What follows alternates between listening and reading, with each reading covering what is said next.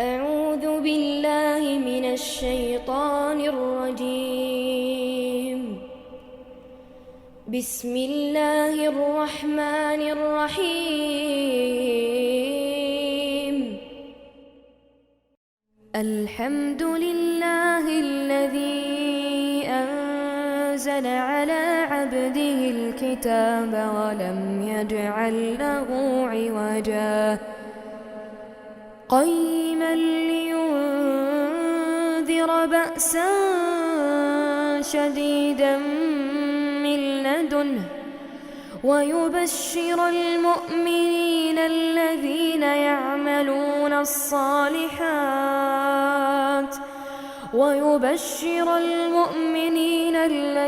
يعملون الصالحات أن لهم أجرا حسنا ماكثين فيه أبدا وينذر الذين قالوا اتخذ الله ولدا ما لهم به من علم ولا لآبائهم كبرت كلمة تخرج من أفواههم إن يقولون إلا كذبا فلعلك باخع نفسك على آثارهم إن لم يؤمنوا بهذا الحديث أسفا إنا جعلنا ما على الأرض زينة لها لنبلوهم أيهم أحسن عملا وإنا لجاعلون ما عليها صعيدا جرزا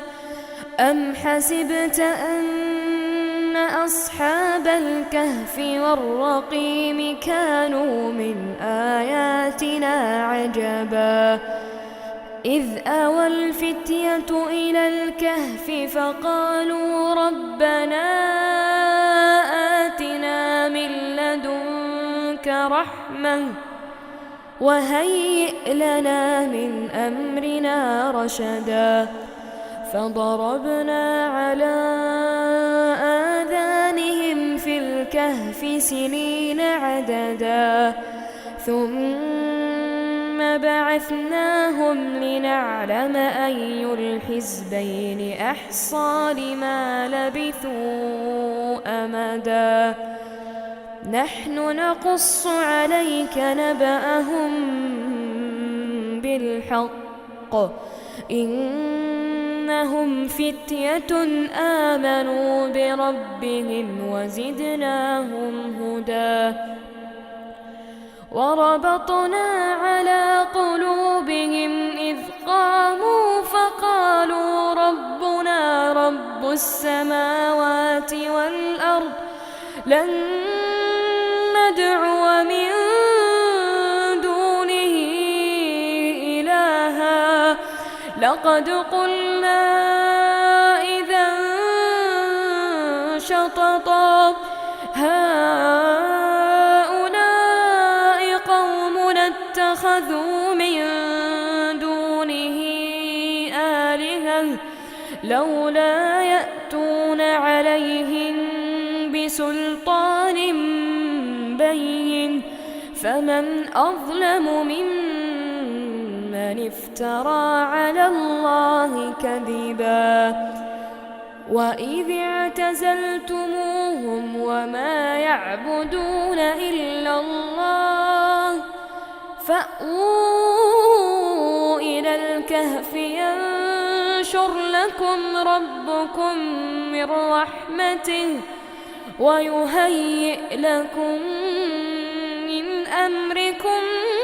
مرفقا وترى الشمس إذا طلعت تزاور عن كهفهم ذات اليمين وإذا غربت تقرضهم ذات الشمال وهم في فجوة منه ذلك من آيات الله من يهد الله فهو المهتد ومن يضلل فلن تجد له وليا مرشدا وتحسبهم أيقاظا وهم رقود ونقلبهم ذات اليمين وذات الشمال وكلبهم باسط ذراعيه بالوصيد لو اطلعت عليهم لوليت منهم فرارا ولملئت منهم رعبا وكذلك بعثناهم ليتساءلوا بينهم قال قائل منهم كم لبثتم قالوا لبثنا يوما أو بعض يوم قالوا ربكم أعلم بما لبثتم فابعثوا أحدكم بورقكم هذه إلى المدينة فلينظر أيها أزكى طعاما فليأتكم برزق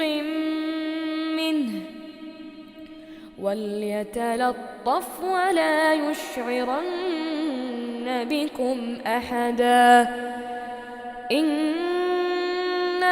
إن يظهروا عليكم يرجموكم أو يعيدوكم في ملتهم ولن تفلحوا إذا أبدا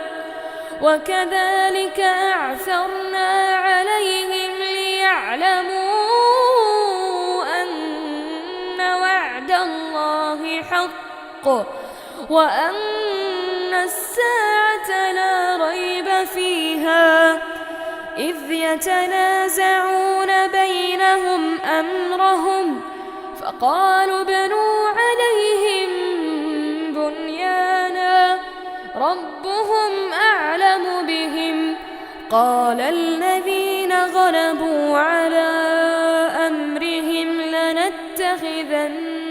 عليهم مسجدا سيقولون ثلاثة رابعهم كلبهم ويقولون خمسة سادسهم كلبهم رجما بالغيب ويقولون سبعة وثامنهم كلبهم قل ربي أعلم بعدتهم ما يعلمهم إلا قليل فلا تمار فيهم إلا مراء ظاهرا ولا تستفت فيهم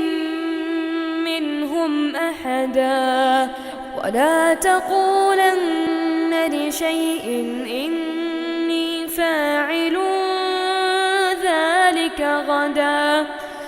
إلا أن يشاء الله واذكر ربك إذا نسيت وقل عسى أن يهديني ربي لأقرب من هذا رشدا ولبثوا في كهفهم 300 سنين وازدادوا 9 قل الله أعلم بما لبثوا له غيب السماوات والأرض أبصر به وأسمع ما لهم من دونه ولا يشرك في حكمه أحدا واتل ما أوحي إليك من كتاب ربك لا مبدل لكلماته ولن تجد من دونه ملتحدا واصبر نفسك مع الذين يدعون ربهم بالغداة والعشي يريدون وجهه واصبر نفسك مع الذين يدعون ربهم بالغداة والعشي يريدون وجهه ولا تعد عيناك عنهم تريد زينة الحياة الدنيا ولا تطع من أغفلنا قلبه عن ذكرنا واتبع هواه وكان أمره فرطا وقل الحق من ربكم فمن شاء فليؤمن ومن شاء فليكفر إنا أعتدنا للظالمين نارا أحاط بهم سرادقها وإن يستغيثوا يغاثوا بماء كالمهل يشوي الوجوه بئس الشراب وساءت مرتفقا إن الذين آمنوا وعملوا الصالحات إنا لا نضيع أجر من أحسن عملا أولئك لهم جنات عدن تجري من تحتهم الأنهار يحلون فيها من أساور من ذهب ويلبسون ثيابا خضرا من سندس واستبرق متكئين فيها على الأرائك نعم الثواب وحسنت مرتفقا واضرب لهم مثلا الرجلين جعلنا لأحدهما جنتين من أعناب وحففناهما بنخل وجعلنا بينهما زرعا كلتا الجنتين آتت أكلها ولم تظلم منه شيئا وفجرنا خلالهما نهرا وكان له ثمر فقال لصاحبه وهو يحاوره أنا أكثر منك مالا وأعز نفرا ودخل جنته وهو ظالم لنفسه قال ما أظن أن تبيد هذه أبدا وما أظن الساعة قائمة ولئن رددت إلى ربي لأجدن خيرا منها منقلبا قال له صاحبه وهو يحاوره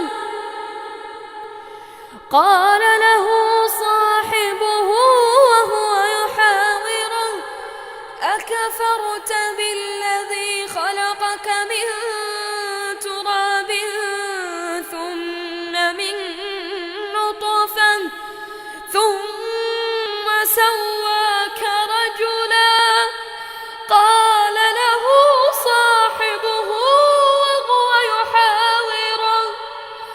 أكفرت بالذي خلقك من تراب ثم من نطفة ثم سواك رجلا لكن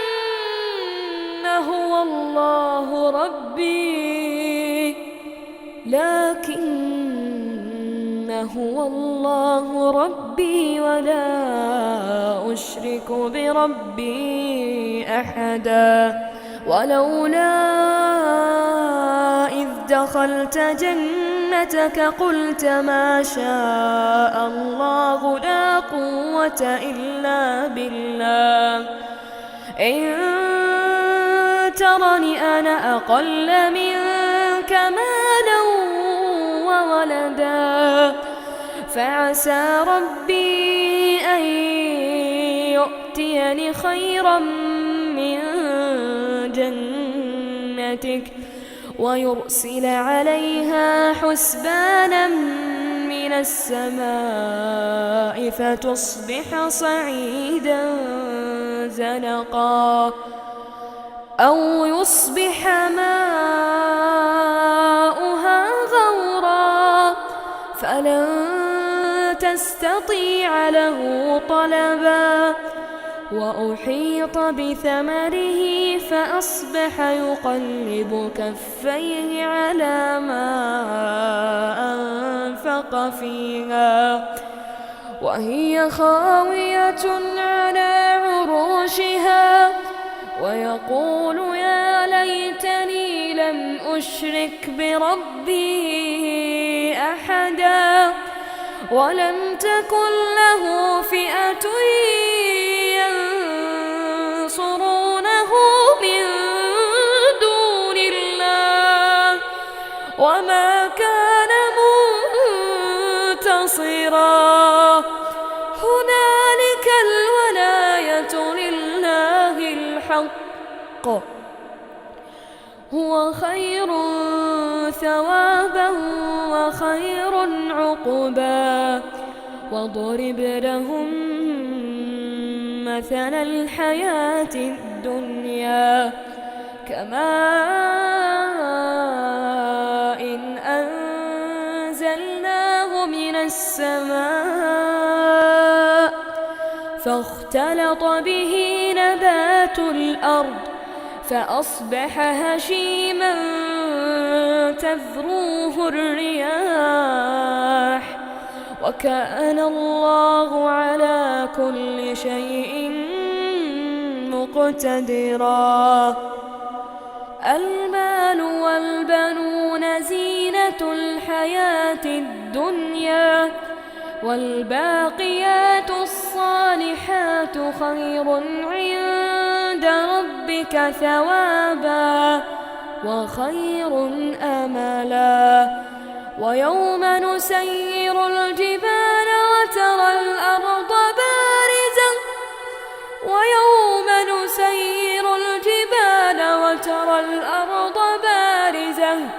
وحشرناهم فلم نغادر منهم أحدا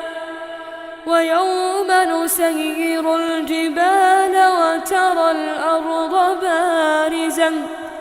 وحشرناهم فلم نغادر منهم أحدا وعرضوا على ربك صفا لقد جئتمونا كما خلقناكم أول مرة بل زعمتم أن لن نجعل لكم موعدا ووضع الكتاب فترى المجرمين مشفقين مما فيه ويقولون يا ويلتنا ما لهذا الكتاب لا يغادر صغيرة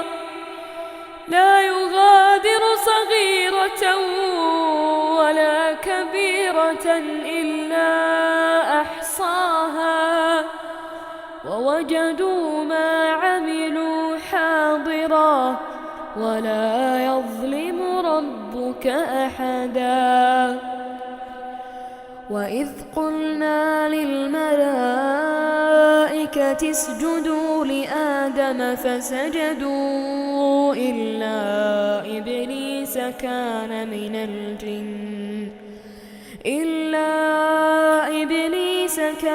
من الجن ففسق عن أمر ربه أفتتخذونه وذريته أولياء من دوني وهم لكم عدو بئس للظالمين بدلا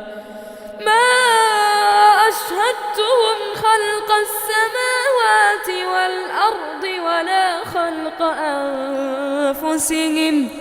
وما كنت متخذ المضلين عضدا ويوم يقول نادوا شركائي الذين زعمتم فدعوهم فلم يستجيبوا لهم وجعلنا بينهم موبقا ورأى المجرمون النار فظنوا أنهم واقعوها ولم يجدوا عنها مصرفا ولقد صرفنا في هذا القرآن للناس من كل مثل وكان الإنسان أكثر شيء جدلا وما منع الناس أن يؤمنوا إذ جاءهم الهدى ويستغفروا ربهم إلا أن تأتيهم سنة الأولين أو يأتيهم العذاب قبلا وما نرسل المرسلين إلا مبشرين ومنذرين ويجادل الذين كفروا بالباطل ليدحضوا به الحق واتخذوا آياتي وما أنذروا هزوا ومن أظلم ممن ذكر بآيات ربه فأعرض عنها ونسي ما قدمت يداه إنا جعلنا على قلوبهم أكنة أن يفقهوه وفي آذانهم وقرا إنا جعلنا على قلوبهم أكنة أن يفقهوه وفي آذانهم وقرا وإن تدعهم إلى الهدى فلن يهتدوا إذا أبدا وربك الغفور ذو الرحمة لو يؤاخذهم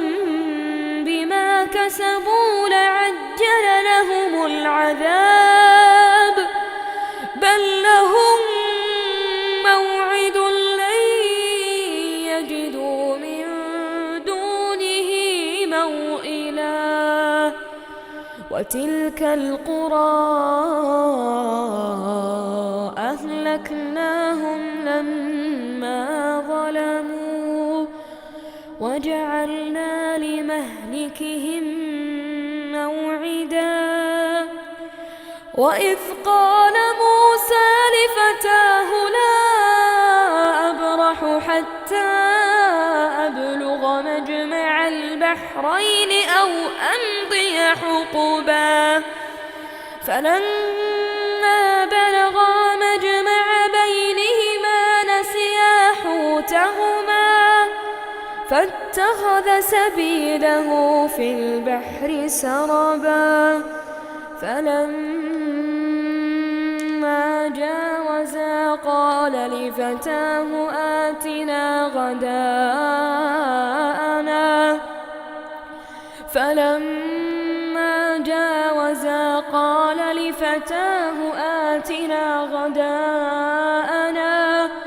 لقد لقينا من سفرنا هذا نصبا قال أرأيت إذ أوينا إلى الصخرة فإني نسيت الحوت وما أنسانيه إلا الشيطان أن أذكره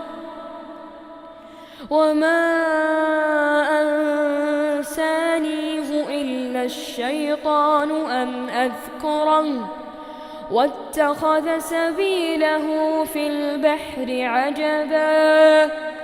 قال ذلك ما كنا نبغ فارتدا على آثارهما قصصا فوجدا عبدا من عبادنا آتيناه رحمة من عندنا وعلمناه من لدنا علما قال له موسى هل أتبعك على أن تعلمني مما علمت رشدا قال إنك لن تستطيع معي صبرا وكيف تصبر على ما لم تحط به خبرا قال ستجدني إن شاء الله صابرا ولا أعصي لك أمرا قال فإن اتبعتني فلا تسألني عن شيء حتى أحدث لك منه ذكرا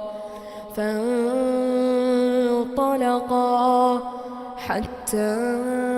إذا ركبا في السفينة خرقها قال أخرقتها لتغرق أهلها لقد جئت شيئا إمرا قال ألم أقل إنك لن تستطيع معي صبرا قال لا تؤاخذني بما نسيت ولا ترهقني من أمري عسرا فانطلقا حتى إذا لقيا غلاما فقتله قال أقتلت نفسا زكية بغير نفس لقد جئت شيئا نكرا قال ألم أقل لك إنك لن تستطيع معي صبرا قال إن سألتك عن شيء بعدها فلا تصاحبني قد بلغت من لدني عذرا فانطلقا حتى إذا أتيا أهل قرية استطعما أهلها فأبوا أن يضيفوهما فوجدا فيها جدارا يريد أن ينقض فأقامه قال لو شئت لاتخذت عليه أجرا قال هذا فراق بيني وبينك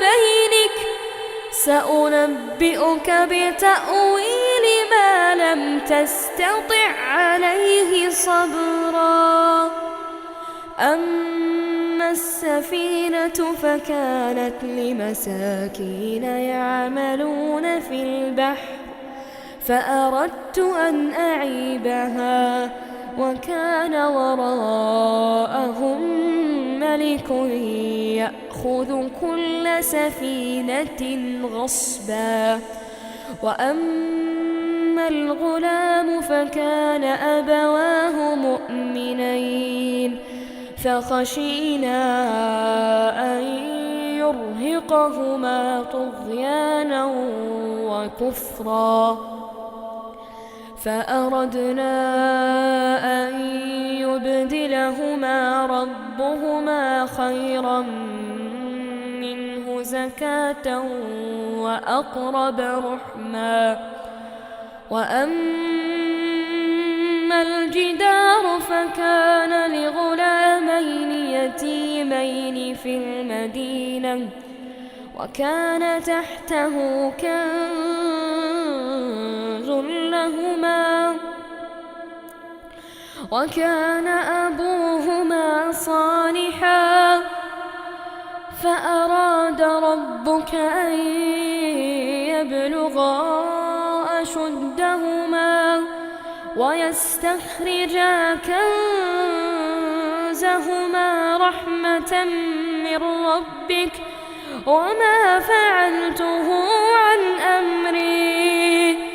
ذلك تأويل ما لم تسطع عليه صبرا ويسألونك عن ذي القرنين قل سأتلو عليكم منه ذكرا إنا مكنا له في الأرض وآتيناه من كل شيء سببا فأتبع سببا حتى إذا بلغ مغرب الشمس وجدها تغرب في عين حمئة ووجد عندها قوما قلنا يا ذا القرنين إما أن تعذب وإما أن تتخذ فيهم حسنا قال أما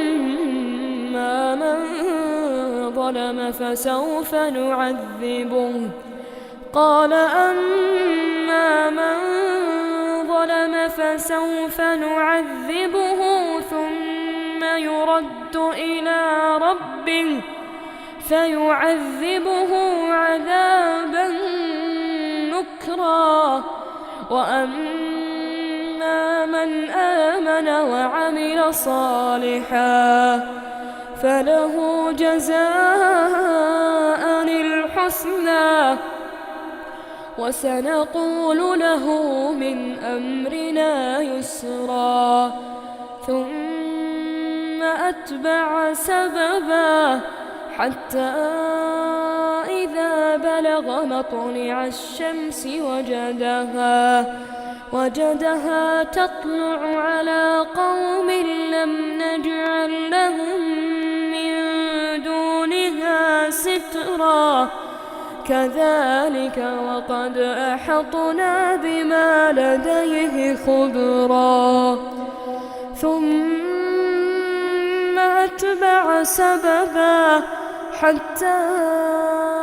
إذا بلغ بين السدين وجد من